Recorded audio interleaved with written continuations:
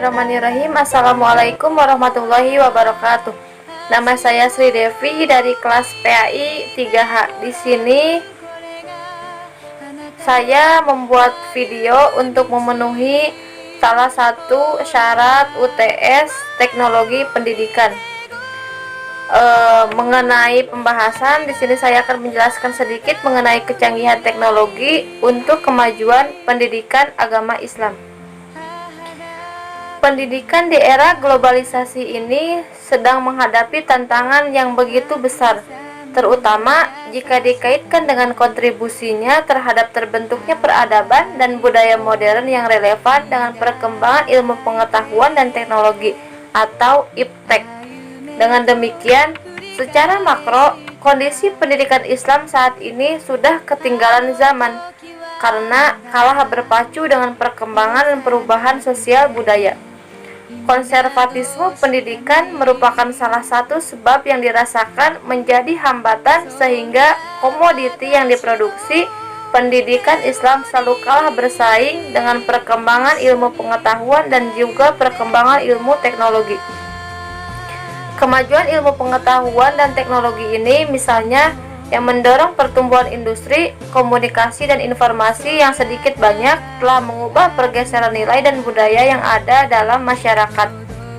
Dari perkembangan kemajuan IPTEK ini telah mulai bermunculan apabila kita bisa memanfaatkan teknologi dengan sebaik-baiknya, maka kita tidak akan terbawa arus dan hanyut ke dalam perkembangan IPTEK yang berpengaruh pada nilai yang negatif.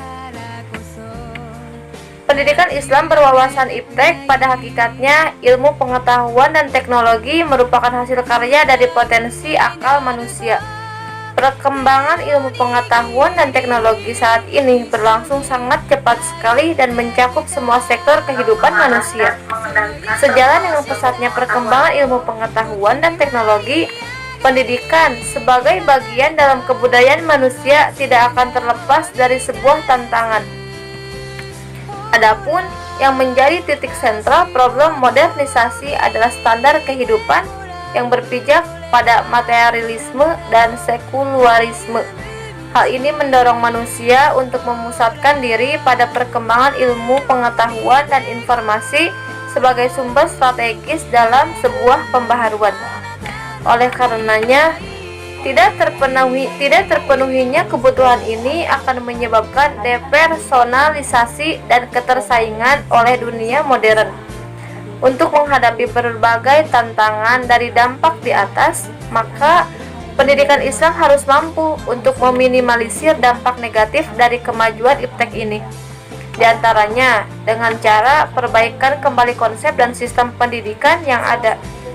Konsep tersebut perlu disesuaikan dengan kehidupan modern, merumuskan kembali konsep sosial dan ilmu pengetahuan alam, menyusun kembali kurikulum, dan para pendidik perlu dilatih kembali sehingga mereka mampu menanamkan nilai-nilai serta mengembangkan kemampuan intelektual dalam metode pengajaran yang efektif.